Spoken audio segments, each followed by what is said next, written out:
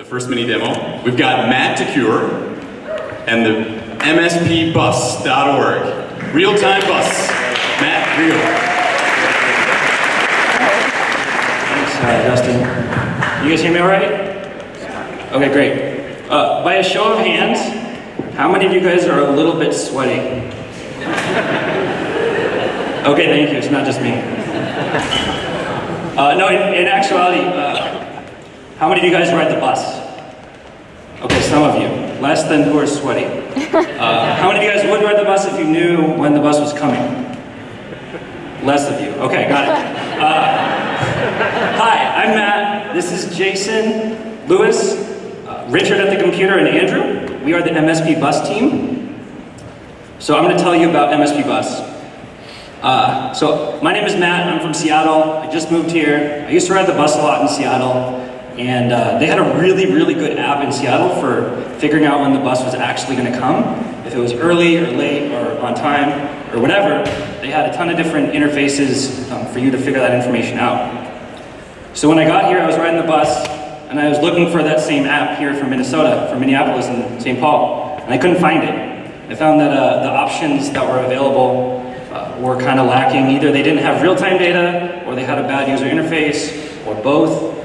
And so we went to a hackathon at the beginning of June, and that's where all of us met for the first time.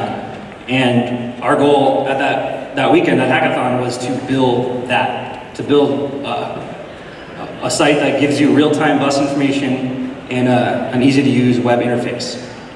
So we're going to demo it. So for everybody out there, pull out your smartphones. The web URL is mspbus.org. If you pull out your phone and fiddle with it, that's going to be a lot better than if you watch our demo. But we're going to show you the web interface and also the iOS interface. So you load the page, and if we have Wi-Fi, this would be awesome.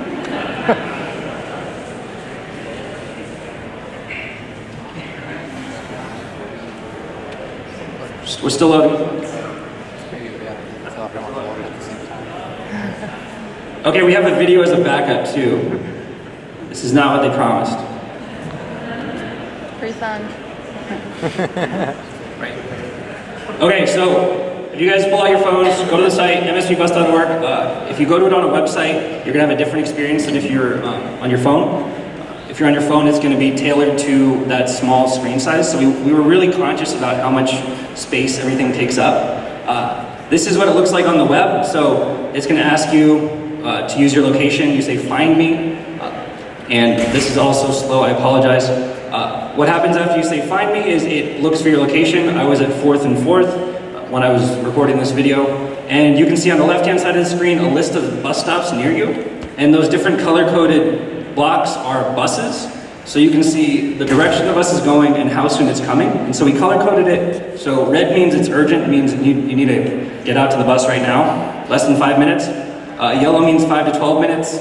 Green means 12 to 20 minutes. And if it's blue, it means you should probably have another drink. You have a little bit of time.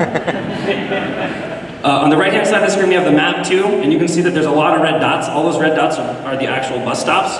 So you can click on a bus stop and you can see the at the very top of the screen. I wonder if I actually clicked on it in the video. A little tooltip pops up and it tells you which buses are coming right now to that stop. From there, you click on the actual stop and you can go to the stop page where you can bookmark this or whatever you want to do with it. So you can access it, like if you live at 4th and 5th, which I don't know if anybody lives there, but you can bookmark the page so you can get back to it easily. And so that is the web interface. I don't think we have a demo for the mobile version. Jason, you want to pull up your iPhone? Sure. So this is what it looks like, but it's not actually gonna go because the Wi-Fi is broken. So as you can see on the iPhone interface here, we're using responsive design to actually... Oh, is it working? Yes! Demo. Just kidding, it's live. So... Okay, so this is the iPhone interface. As you can see, you're not looking at the list in the map, you're just looking at the list. If you click on the map, you want to show me what the map looks like? So it says, it knows that we're at Aria, that we're right here. And so we can look at stops that are right nearby. And so if you click on one of those, we'll see the bus, what we're calling chips, like the little icon that says the 60 is coming in 4 minutes. half a block away, so you gotta run and catch the bus. So if we go from here to the stop page, we were really conscious of how much space we're using on the screen, so we tried not to waste any of it. So it looks kind of like an app. It's not exactly an app, but it's close. But that's the short of it. That's our site. So Jason's going to talk to you about the technical stuff. Great.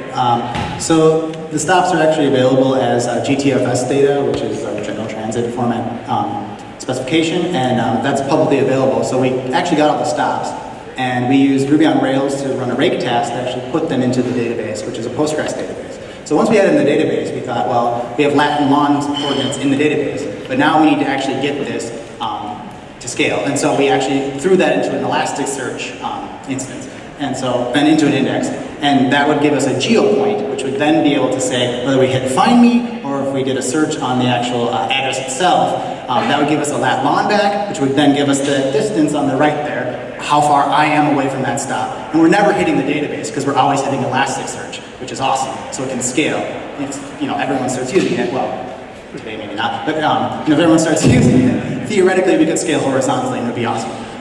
So great. 1 minute. So basically, and then once we have the stops listed here, we do an async call using JavaScript with the backbone to go get the actual chip data from the real-time next trip API. So once we get that data, we populate the chips. So it's a mashup of those two things. So once we have those chips in there, those are real-time. They update every 60 seconds on here and on the stop page. So that's really great. It's all responsive, as you can see. So the list and the map are there on the mobile site, but on the desktop side, it's expanded. So we're doing responsive design, and we built this basically in a weekend. So that's the technology.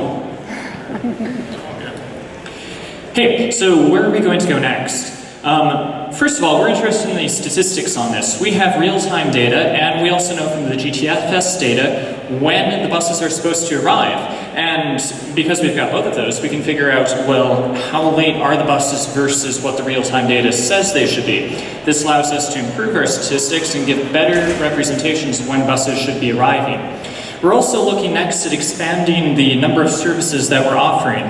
The GTFS data is available for 800 cities worldwide, so we're going to be expanding. Was that the cutoff? Okay, thanks everyone. Well, that's big thanks to MinneDemo for being our presentation.